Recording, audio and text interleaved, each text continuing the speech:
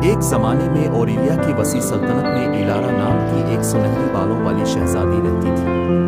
वो पूरे मुल्क में अपनी मेहरबानी, खूबसूरती और फजल के लिए मशहूर थी। लेकिन अपने बहुत से मद्दाहों के बावजूद इलारा ने शाही महल की दीवारों के अंदर तन्हाई का गहरा एहसास महसूस किया। एक दिन जब वो अपनी बालकोनी से बाहर घूमती हुई पहाड़ियों और जंगलों की तरफ देख रही थी तो उसे एक ऐसी शख्सियत नजर आई जो उसने पहले कभी नहीं देखी थी।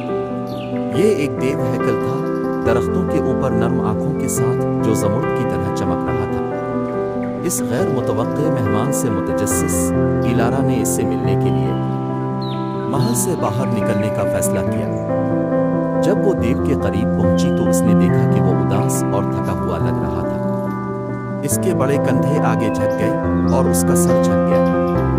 इलारा का दिल उसकी तरफ बढ़ गया और वो आहिस्ता से बोली, तुम इतने परेशान क्यों लग रहे हो, शरीफ देव? देव ने शहजादी की मौजूदगी से चौंक कर अपना सर उठाया। मुझे थोरन कहा जाता है, उसने दूर गरज जैसी आवाज में गिड़गिड़ा कर कहा। मैं अपनी नौयत का आखिरी आदमी हूँ, किसी मकसद की तलाश में इन जमीनों को भटक रहा हूँ। इसकी हालत ज़ार से मुतासिर होकर इलारा ने इसकी तरफ हाथ बढ़ाया। थोरन, तुम्हें अकेले घूमने की ज़रूरत नहीं है, मेरे साथ महल चलो, मैं तुम्हें पनाह और दोस्ती पेश करूंगा। इसकी मेहरबानी के लिए शुक्रगुजार थोरन इलारा के पीछे महल में वापस चला गया, जहां दरबारियों और नौकरों ने तजस्सुस और खौफ के साथ इसका इस्तकबाल किया। इसके खौफनाक साइज के बावजूद थोरन की नर्म तबीयत ने उसे हर इस शख्स से प्यार किया जिससे वो मिलता था। जैसे जैसे दिन गुजरते गए, इलारा और थोरन लाजिम व मलज़ूम साथी बन गए।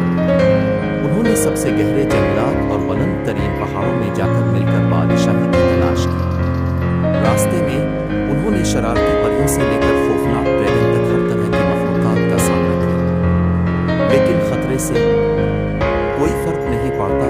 इलारा और थोरन ने मिलकर इसका सामना किया। उनका रिश्ता हर गुजरते दिन के साथ मजबूत होता जा रहा है, लेकिन उनका खूबसूरत वजूद कायम रहने वाला नहीं था। एक बदकिस्मत रात सल्तनत पर एक सियासाया पड़ गया जब हमला आवरों की फौज ओरिलिया पर उतरी।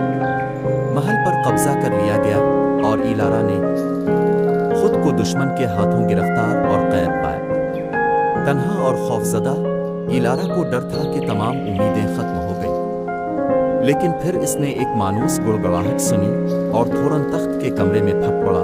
इसकी आंखें गुस्से से भड़क रही थी। एक जबरदस्त गरज के साथ उसने इलारा को उसकी जंजीरों से आजाद करते हुए उनके अगवाकारों को बर्बाद कर दिया। एक साथ मिलकर वो महल के रास्ते से लड़ते थे, हर कदम के साथ हमला आवरों को पीछे हटाते थे।